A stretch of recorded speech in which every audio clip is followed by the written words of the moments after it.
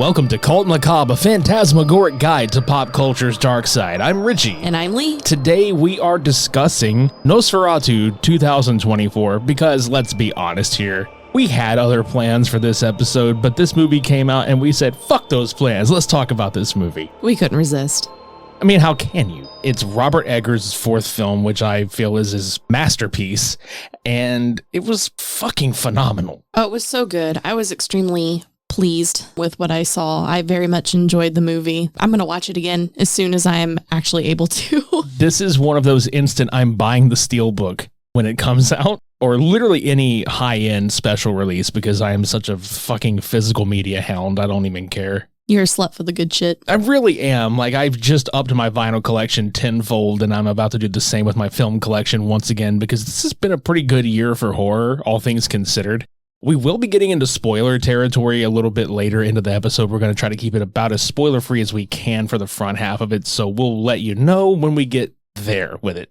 First off, I want to talk about, again, this is Robert Eggers' fourth movie. He actually planned for this to be his second movie, but then was like, dude, I don't really think it should be my second movie. So he went off and did The Lighthouse and The Northman, which were fucking fantastic in their own right. Have you seen either of them? No, those are both on my to-watch list. Okay, look, as soon as we're done here, we should probably go watch one of those movies because they're both great. What I like about him is that he does seem to carry over certain actors from films into his other movies, which Nosferatu is his second time working with a Skarsgård. That's what I was most excited to see, was Bill Skarsgård play this role. So I was not disappointed. And Bill Skarsgård is the type of person who has legitimately said in interviews that he loves roles like this because that's the whole purpose of acting, is to disappear into a role. And we've seen him do this a couple of times before, like most iconically with Pennywise the Clown. Or I'm sorry, Pennywise the Dancing Clown. People are probably going to shit all over me for that, but I don't care. So getting into Nosferatu, it has a studded cast, honestly, like Aaron Taylor-Johnson, Lily Rose Depp, Ralph Ineson, and Willem Dafoe or Willem Dafoe, whichever role he plays. He's either Defriend or Dafoe. I was excited to see Nicholas Hoult in this as well. I very much enjoy the other movies that he's in, so that was good to see him in something new. Nicholas Hoult can act his ass off, and funny enough, this is not the first time he has been in a movie about a vampire. He was most famously recently in Renfield with Nick Cage. Oh, that's right. That one's on my watch list too. I love Nick Cage, so that was an automatic gotta see this even if it sucks kind of thing. Right. And another cool factoid about Nosferatu and certain connections with other vampire movies is Willem Dafoe. Hilariously enough, he played Max Schreck / Count Orlok in Shadow of the Vampire in the year 2000. Oh, I didn't know that. Yeah, so that one is a John Malkovich movie, and it is a fictionalized account of making Nosferatu, and it's basically where they start to have like suspicions about the lead actor actually being a vampire. It's a fucking great movie. You should check it out sometime. It's got Carrie Elways in it and Udo Kier, bunch of other fucking people, dude. It's great. Willem Dafoe's enough to make me want to watch it, honestly. Yeah. The other thing about Nosferatu that was amazing is the cinematography, and it is in such a way where the original Nosferatu obviously was a silent film, black and white, which we should point out before we go any further about the original Nosferatu is that it was in an authorized production of the Dracula novel, which blew my mind to see a lot of people that I know personally. That went right over their heads where they were like, man, this is just Dracula. And I'm like, that's what it was fucking based on, man. Count Orlok is Count Dracula. Yeah, when I started seeing that, I was like, you don't get it. You motherfucker. I was like, no, it wasn't even that for me. It was like, you motherfucker. Dude, but the fact that we had Nosferatu, A Symphony of Horror, 1922 last, because it was ordered destroyed. When the filmmakers got sued over it, the whole film was ordered destroyed, but we had prints that were left over and they made their way because it was released in Germany. So it eventually found its way here and we have what we have today. In fact, that movie is responsible for more than half, if not all of the goddamn vampire tropes we see in film today. Mm-hmm. Because lest we forget, in the Dracula novel, sunlight does not kill them. Sunlight only weakens them. That's it. Right. It's like, this is the reason we have, oh man, sunlight kills vampires. But moving onward to the cinematography, I love the fact that It's in color, but it is so washed out that it looks black and white. And that was the coolest fucking part visually for me about this whole thing. It has a very muted palette, which I very much enjoyed. The shadow work as well was excellent. I love how certain characters were concealed within shadows, so you never got like a full view of them. It actually kind of heightened my enjoyment of the film quite a bit. It makes those characters seem a lot more intimidating as well. Yeah, and going in blind was the biggest help for this, even though like I've seen Nosferatu 1922, and I kind of knew what to expect. I didn't know what to expect with this one. I was excited about seeing a new vision and a new, remake or retelling or reimagining, and being this was a passion project of Robert Eggers, he knocked it out of the park in my opinion. And that's both with direction, his cinematographer, and his direction towards the actors, and getting what he needed out of them for this movie, because fuck man, I don't think they could have cast this any better. Yeah, and going back to the color palette bit, I really feel like that adds a overall tone and mood to the entire movie. It feels bleak, it feels dreary, it feels dark and depressing, and for any sort of gothic horror film, I feel like that is almost necessary. And another thing I liked was the Easter eggs they would drop out. I'm not going to like throw those out there because I want people that are experiencing this movie themselves to see them. But like a couple of things, obviously, like, the shadow on the wall of Orlok, and there's also references to Nosferatu the vampire, the 1970s one. There's also some references to that movie. Again, if you have a chance to see this on the big screen, because as of this recording, it is literally less than a week in theaters right now. So if you have a chance to see it on the big screen and you haven't seen it, just go do it. This isn't something to wait on streaming for, in my opinion. Anyway. It's absolutely worth it. Yeah, it's worth the time. It's worth the money to go see it and have that experience. I think that's one thing that I do. I didn't have a problem with it because I'm used to longer films, but I think a lot of folks had a problem with the fact that it was as long as it was, and it was like a little over 2 hours, which the original was not that long. However, it's a shorter story. Like the original one is such a small story contained that you didn't need that much time. However, with this one, I didn't feel the runtime taking a toll. I liked that it was allowing them to breathe. It didn't feel rushed. I like films that are able to take its time, tell its story, allowing you that space of like relief. Because there's a lot of tension that builds in this film, and it crescendos at certain points, and then it gets you, and then you kind of have to back off, and then you have to slowly rebuild that. However, there is also an overarching dread from front to back that does not let up. Like once this movie gets you, it legitimately has a fucking chokehold on you. I would say the music in the film really adds to that as well. Every movie that Robert has done has an amazing score. Every fucking one of them. It was perfect. I thought it fit so well, and again helped with that building sense of like imminent dread. I guess we could pull the curtain back now if you want to get into like some spoiler territory here, because there's only so much we can talk about without fucking spoiling it. Right. So if you have not seen this and you don't want it spoiled for you, you can shut it off right now and go see this fucking movie. However, if you have seen this movie and you would like to continue forth, let's fucking go in 3, 2, 1. You've been warned. Spoilers are bound from here on out. The fact that we didn't get Count Orlok's reveal until almost maybe halfway through this film was a very big testament to both the marketing team and the concealment of the shots, of where you can see his face, but it's blurred. The camera is focused on the foreground rather than the background. And his voice. Let's talk about Count Orlok's voice. Yes. The voice acting from Bill Skarsgård was just A+, chef's kiss. He worked 6 weeks before shooting this movie, creating that voice and doing like the exercises to do it. He said it was kind of like a Mongolian throat singing kind of thing. It does sound very throaty, and the way he rolls his R's as well, and like the way he drags it out is just perfect. I thought it was so characteristic. He sat and recorded himself and would play it back and record himself and play it back until he got it perfect. Again, that's why Bill Skarsgård was the guy to play this fucking role. No, he did an amazing job. Very happy with it.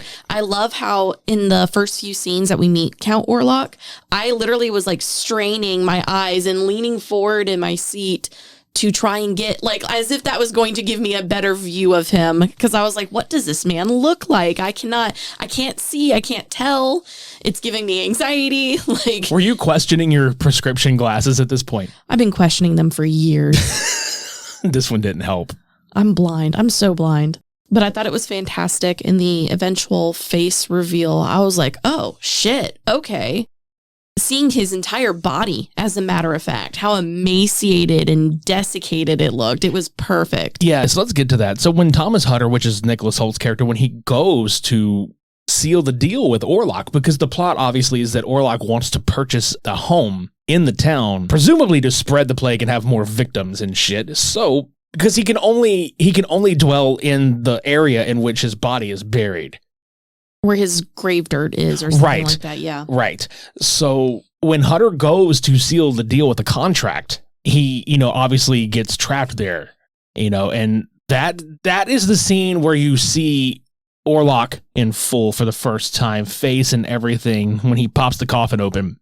And it was fucking frightening. Like you mentioned, it was just, his whole body was decrepit and emaciated. And let's talk about let's get this out of the fucking way, the prosthetic dick full frontal on screen.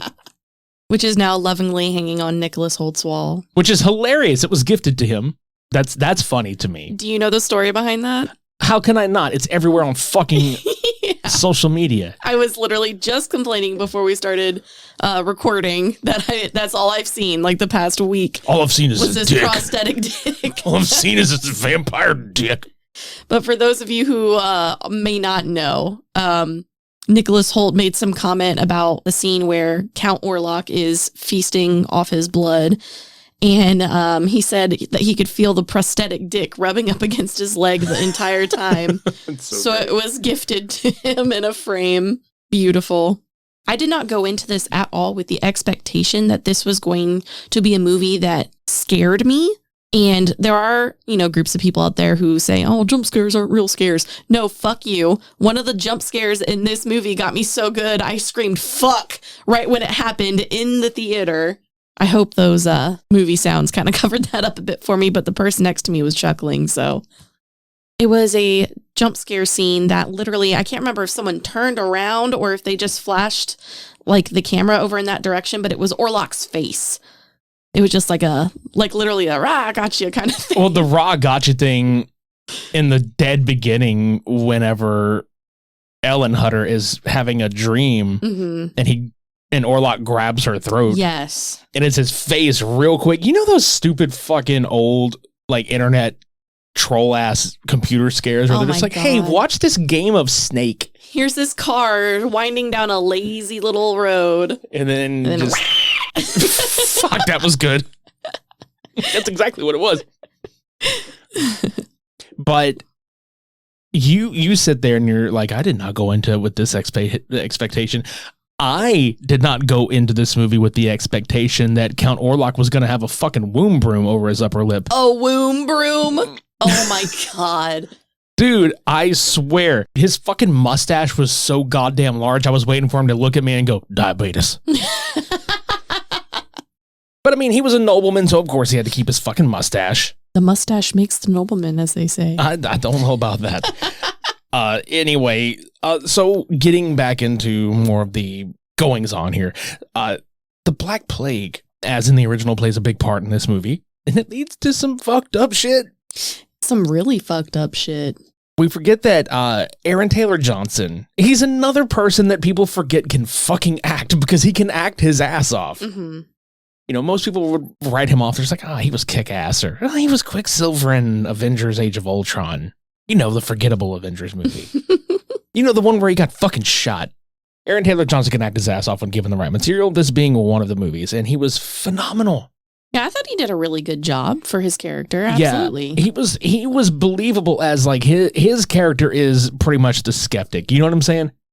Because you have him, and then you have Willem Dafoe's character, who is Von Franz. He's a Swiss philosopher and an alchemist and mysticism and an occultist. He's pretty much based on Abraham Van Helsing. Yeah, for the most part. Right. And then Knock, who is the brokerage guy that employs Thomas. That's the guy that sent him to go get Orlok's contract signed. He's the one that ends up later being his little butt buddy, right? Orlok's little butt buddy. Yeah, he's based on Renfield. Yes. Okay. Yeah. Yeah. So I love that you fucking called him Orlok's butt buddy. I had a hard time not laughing. I was like, but fucker. He's also he's a butt buddy and he's a bird biter. Let's just say, Yummy. Yeah, he loses his goddamn mind and bites the heads off of birds and bites heads off cocks. Yeah. I'm 12. I'm sorry. It's okay. Also, Ralph Ineson. Man, I was so happy to see him or hear him in this. I love that man's voice. He was in The Witch. Yeah, that was my first introduction to him, was The Witch. And I remember even then I was like, oh my God, I could listen to this man narrate literally anything. He could be narrating someone's subtitles for farts and I'd be like, oh yes. Subtitles for farts. Butt buddies. You have a butt thing going on here. I'm a butt slut tonight. Butt slut. You know who else was a butt slut? Who dat? Ellen Hutter. I would agree with you. Okay, so she's losing her shit because of her psychic connection with Count Orlok, which causes Harding, which is Aaron Taylor Johnson, and his wife, Anna, they're like seeing the effect that Thomas's absence is having on Ellen, right? And this whole fucking thing started because she was legitimately lonely. And from what the movie is recounting is that she called out to Nosferatu when she was younger, had a dream about him, had a dream of marrying death itself. With corpses in attendance. Like, I think all the guests were corpses, and she was thrilled about it. Absolutely. It made her happy. Yeah. And we forgot to mention that when Thomas had gone to Count Orlok's castle, he was carrying a locket of her hair with him that she clipped off and put in his little locket. And he smelled that shit and was like, I must fuck her. Like, he didn't say that, but I mean, that's pretty much what he said. I like how Thomas was like, excuse me, sir, you still have my lock of hair. Dude, Thomas, oh God. Thomas Hutter was being cucked this entire fucking movie, dude. Cuck Orlok, come on. Yeah, but I gotta take my fucking hat off to Lily Rose Depp's performance in this movie. Surprisingly good. Like, I can't say surprisingly. That's not fair. That's Johnny Depp's daughter, I know, dude. I retract that. She was very good. And I think the first thing I ever saw her in was Tusk, which I think was also her first film. That was because she's best friends with Kevin Smith's daughter, Harley. Right. And she was good for her little bit. And I think that even resulted in like a shoot-off film of some sort in the same universe. Yoga Hosers. Thank you. Yes.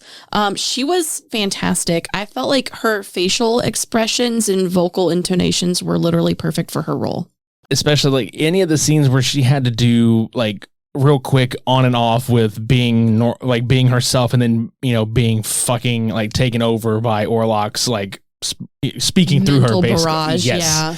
Because that is the thing about this as well, is that they say like the people that took Thomas Hutter in before he went to Orlok's castle were just like, anybody that lives in this man's shadow is fucked. Because like if you're in his shadow, even awake, you're dreaming. He has that control and possessiveness over you. He's got a hold on you that you cannot break. Right.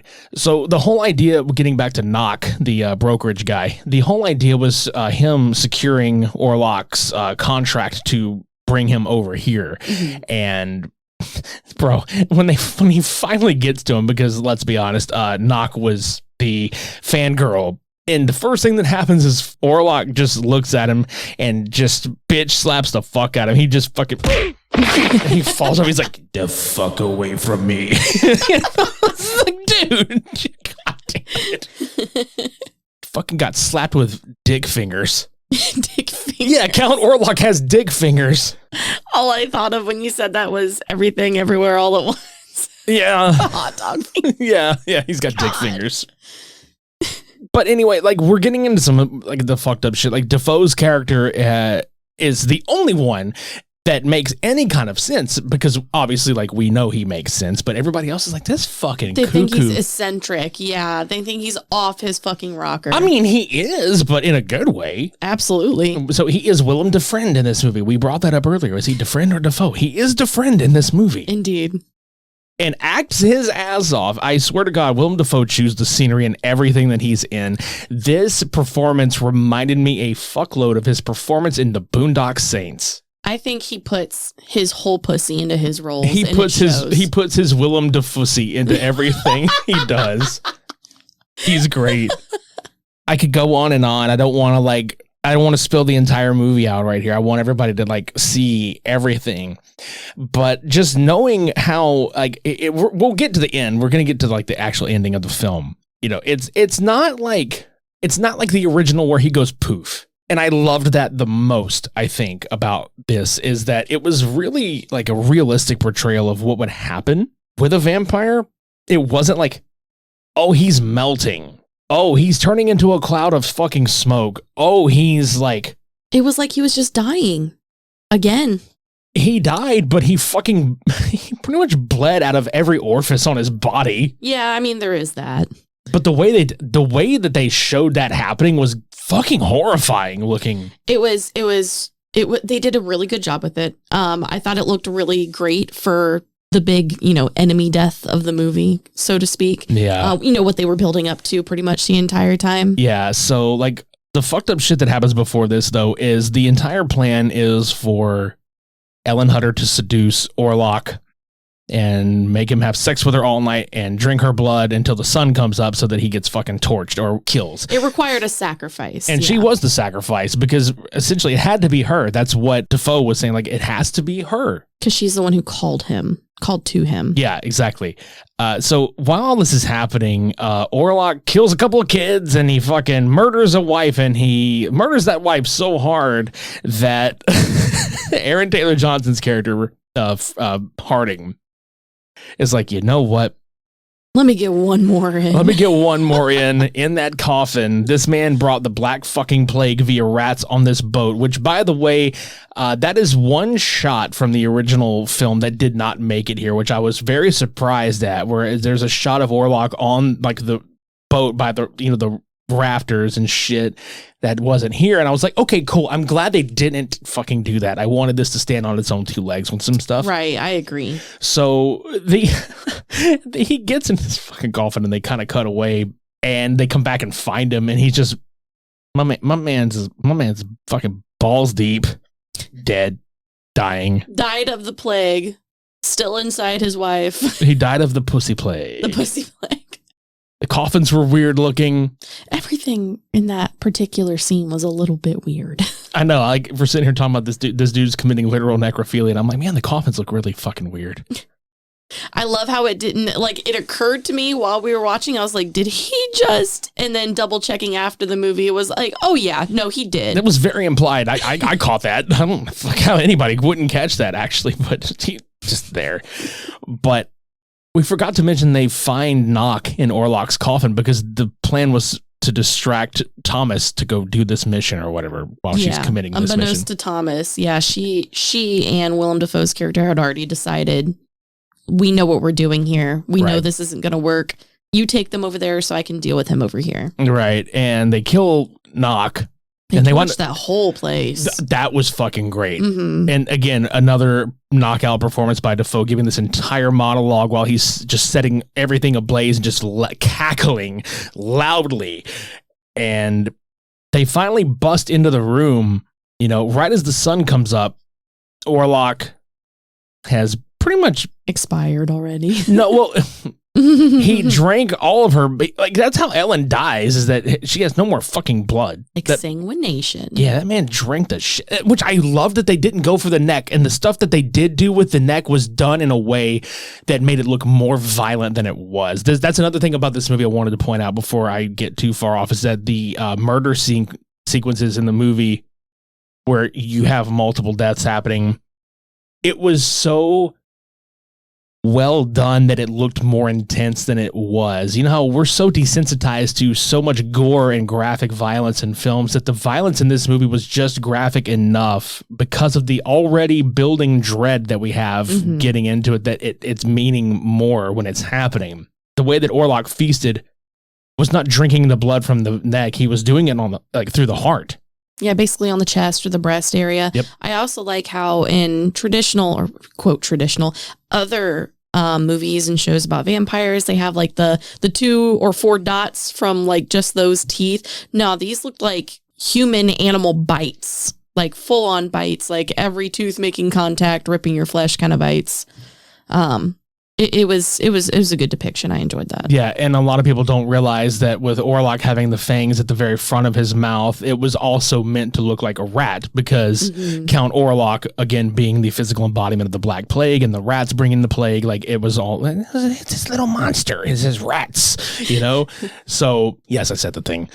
If you know, you know. So he comes and goes at the same time as the sun is rising. He is flaccid again and dies. And it's a little sad because, man, Thomas Hutter had a hell of a fucking journey to get back to his wife and then fucking loses her because they're newlyweds. And he took this entire job to make a life for them. Yeah, he just wanted to take care of her and have some security, I believe. Bro. He married the right and wrong woman at the same time. It's like, yeah, this is the one for me. I'm going to go get a fucking pencil pushing job and I'm going to make bank and we're going to have a great life.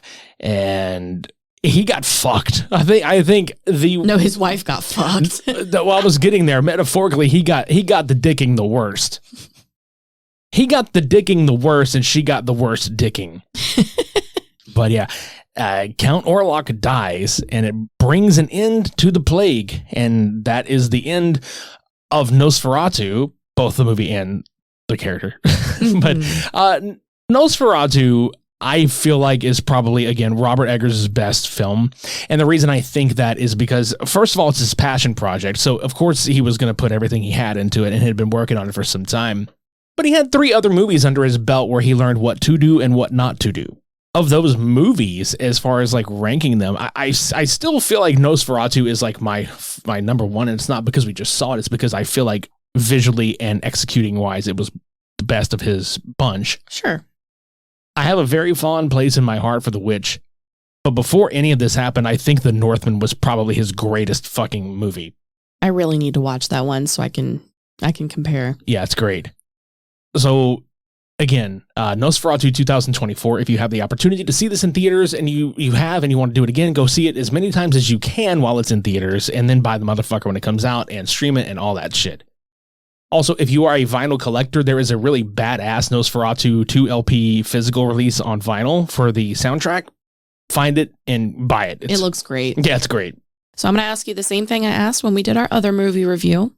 If you had to give this film a 1 to 5 rating, with 5 being the best, what would you give it? It's a 4.9 for me. Oh, okay. This is, for all intents and purposes, one of the best executed horror movies that I have seen in probably the last 30 years. And I really mean that in terms of acting, cinematography, direction, execution of the story, the use of lighting, the use of building the suspense. Everything had a purpose. Everything paid off. I don't feel like anything was wasted here.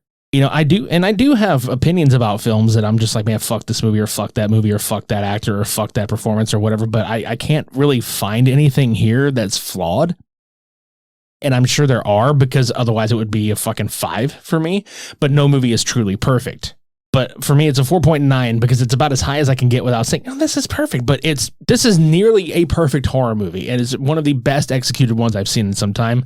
And also the fact that it stuck to being a true gothic horror movie. It was not reliant on super gory shit and cheap bullshit jump scares. And the ones we did get were great. But yeah, this movie is fucking fantastic. I think for me, I would give it a 4.8. Which leads me into my next question for you, which is one criticism about the movie. See, now you just asked me to talk shit for no reason. No, I'm asking for I know. Genuine criticism. No, I know. This is just a nitpick, and it's not even that I think it's bad. The only thing that I may have done would be trim the time back, like maybe 10 minutes, maybe 15. That's it. Like, that's literally all that I would think would be a constructive criticism of this movie, because it's like a 2 hour and 12-minute movie. You can put it like right under 2 hours, probably. Mm-hmm. That's it. That's really like the only thing that I can critique about it. I didn't think there were any roles that could have been cast differently, or any performances that could have been better, or that were bad. Like, that's all I got. I genuinely feel like all the actors really gave their all in the roles that they played.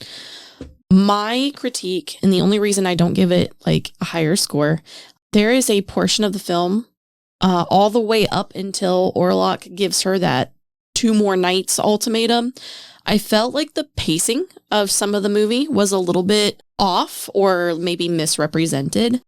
I have absolutely no idea how much time passed from when Thomas left his wife up until that point where he gives her the 2 days thing.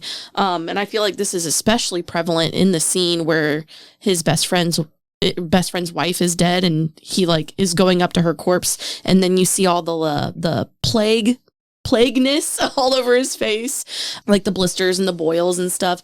I literally was like, what this happened really quick now.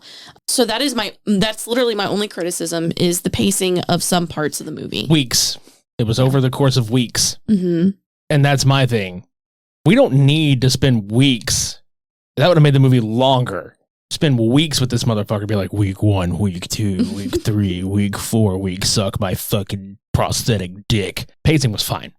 Movie could have been shortened a little bit. That's about all I've got. The pacing is meant to be. Did you not feel like you were in a dreamscape the whole time you watched this? Be honest. Did you not feel like you were having a fucking this is like a fever dream? But because it was a little disjointed because of the pacing, sure. And that is the entire point of it. Okay, I get that. I guess for me, it was thinking okay, well, they live in Germany. He's traveling all the way to Transylvania. That trip alone takes a long amount of time. Weeks. I was about to say, I think they say it takes weeks. And he makes this trip there and back again, and there's time in between that with Orlok. Yeah. That's the thing that I like the most about that is that they didn't say Transylvania. They pointed on a map and you had to read it upside down. They didn't come out and be like, oh, Transylvania. Right. Yes, they didn't play into that trope too much. Well, the remake of the movie that gave us the tropes, they didn't know they were tropey then. But other than that, I can't think of another criticism I have for it. And like I said, that's the only reason I don't give it a solid 5 for me. That's it. Because it was fantastic. It was moody. It was very well written. It was extremely well executed. So overall, extremely solid. Very happy with it. Can't wait to buy it physically and watch it at home. As of this recording, New Year's Eve 2024, this movie has made almost $44 million at the box office against a $50 million budget, and it is on track to pass that budget and earn its profit back.